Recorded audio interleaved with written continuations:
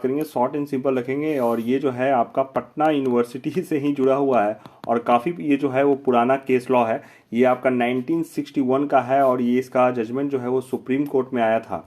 ठीक है, तो काफ़ी इंटरेस्टिंग है, इसकी स्टोरी भी काफ़ी इंटरेस्टिंग है। आपको मैं सारे फैक्ट्स और जजमेंट भी बताऊंगा और आपको अच्छा लगेगा। ठीक है, तो ये केस जो है वो आपका है, देखिए, Abhayanand Mishra versus state of Bihar, AIR 1961 का है और AC 1698। ठीक है, केस समरी के बारे में बात करेंगे और इसमें जो है वो आपके IPC के इसमें जो एलिगेशन लगे थे आपके 420 के और 511, ये क्या होते हैं? अगर आप LLB कर रहे हैं तो आपको हल्की फुल्की जानकारी जरूर होगी। ठीक है, आगे भी मैं आपको एक्सप्लेन कर दूंगा।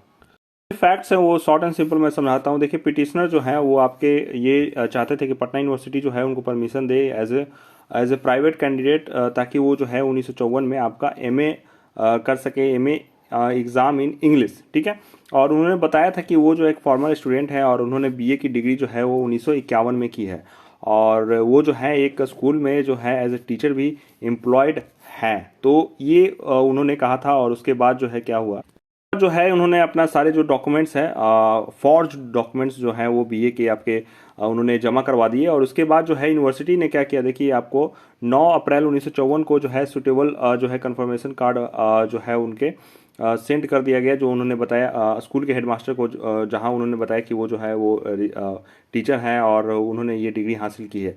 तो वहां से जो है वो आपको यूनिवर्सिटी के अधिकारियों को जो है इन्फॉर्मेशन मिलती है कि ये जो है ना कोई अलमुनाई है ना ही कोई यहाँ पे टीचर है। ठीक है, इसके बाद जो है वो जो यूनिवर्सिटी होती है वो जो है वो आपके, देखिए, request were made and it was discovered that the application qualification were fraudulent and fictitious, जो कि फ्रॉड था, मतलब जो भी डॉक्यूमेंट्स थे वो फॉल्स थे। और appealing party was not alumni, जो कि कोई टीचर ना थे ना कोई एलुमनाई थे और उनको जो है वो prohibited from taking any university test for the period of the time. तो यही था कि जो पिटिशनर का तो पता चल गया कि इनका जो है डॉक्यूमेंट्स वगैरह जो है वो फेक है, फेक डॉक्यूमेंट्स है। और उसके बाद जो है कॉप्स को वगैरह जो कुछ भी है बताया गया और कार्रवाई भी हुई। देखिए, जजमेंट होता है उसमें ये फॉर्ज किया था, उन्होंने बोला कि जो ये कार्रवाई होनी चाहिए कि उन्होंने जो है वो अटेम्प्ट किया है कि फॉर्ज करने का। ठीक है, लेकिन जजमेंट में ये पाया जाता है कि उन्होंने बताया, वहाँ पे ये बताया जाता है जजमेंट में कि इन्होंने अटेम्प्ट तो ऑलरेडी कर दिया था जब उन्होंने अपने फॉर्ज डॉक्यूमेंट्स बनवाए और अप्लाई कर दिया आपके पटना यूनिवर्सिटी में।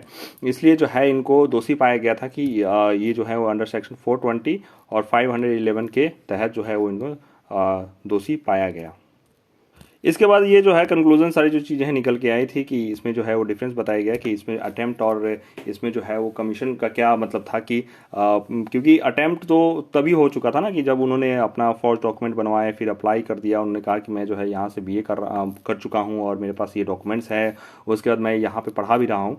तो 420 का लगाया। देखिए, 420 जो है IPC में अगर आप लोग देखोगे तो वो जो है वो कहता है आपका cheating and dishonestly inducing delivery of the property. ठीक है, तो चीटिंग से रिलेटेड है। तो चीटिंग जो है वो आप समझ ही सकते हैं, ये काफ़ी आम भाषा में आप लोग समझ सकते हैं कि चीटिंग है। चीटिंग क्या होता है। और 511 जो है ये लास्ट सेक्शन है, ऐसे मैं बता दूं, 500 टोटल 511 सेक्शन होते हैं IPC। और 511 में जो है वो आपका पनिशमेंट से रिलेटेड है, जैसे कि punishment for attempting to commit offence punishable with the imprisonment of for the life और द अदर इम्प्रिजमेंट। ठीक है, तो इसमें जो है वो पनिशमेंट से होता है कि जो भी आपका whoever commits to commit an offence punishable by the court with the imprisonment of the life और इम्प्रिजमेंट। ठीक है, तो कार्रवाई जो होगी वो आपकी इम्प्रिजमेंट ऑफ फॉर लाइफ तक इसमें जो है वो होती है।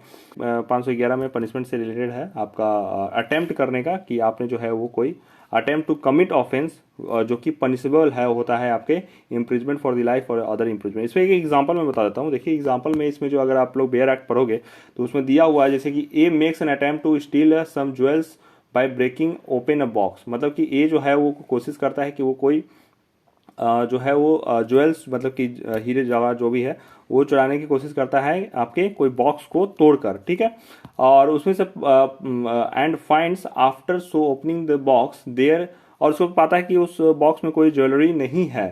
ठीक है, तो लेकिन he has done an act, उसने तो ये काम कर दिया कि उसने जो है वो, क्योंकि उसका इंटेंशन था, उसका इंटेंशन क्या था कि वो ब्रेक करके जो उसमें ज्वेलरी है वो निकाल ले। तो towards the commission of the theft, commission मतलब कि कमीशन ऑफ द थेफ्ट का क्या मतलब हुआ कि उसने वो काम कर दिया, मतलब थेफ्ट का जो है वो काम जो है वो उसने कमिट कर दिया, ऑफेंस जो है वो उसने क्राइम जो है वो कमिट हो चुका है, और उसके बाद जो है ये therefore is a guilty under this section, और वो जो है वो गिल्टी कहलाएगा। नो मैटर उसमें आपका ज्वेलरी रहता है नहीं रहता है, अगर रहता भी तो भी उसमें जो है वो गिल्टी होता है, लेकिन चूंकि उसने कमीशन कर दिया था आपका क्राइम का उसमें जो है वो, इसलिए उसको मैंने शॉर्ट एंड सिंपल रखने की कोशिश की। आई नो ये वीडियो लंबा हो गया, मैं सोचा था कि ज़्यादा ही मतलब रखूँगा, शॉर्ट एंड सिंपल ही रखूँगा, लेकिन फिर भी आई होप इसमें आपको मजा आया होगा, आपको कुछ इंटरेस्टिंग ज़्यादा बातें जानने को मिलेगी। ये मुझे केस कुछ दिन पहले ही मैंने देखा था, पटना यूनिवर्सिटी से रिलेटेड था, तो सोचा कि आप लोगों को भी जरूर बताऊँ, क्योंकि बहुत सारे स्टूडेंट जो है पटना यूनिवर्सिटी के ही हैं। ठीक है, तो ऐसे ऐसे केस जो है वो होते रहते हैं, और ये काफ़ी पुराना भी केस था, इसलिए जो है वो मैंने बता दिया यहाँ पे। और आप लोग बताइए आप इसके ऊपर क्या आपका राय है, और भी क्या ऐसे केस लॉ के बारे में आप जानना चाहते हैं या नहीं जानना चाहते हैं, मुझे कमेंट्स के थ्रू बताएंगे आप लोग। फिलहाल आज के लिए बस इतना रखते हैं, आशा करते हैं वीडियो आपको अच्छा लगा होगा, तो और चाहे सब्सक्राइब कीजिएगा, और जरूर बताइए कि ऐसे क्या केस लॉ मैं और फ्यूचर में लाऊं कि नहीं लाऊं।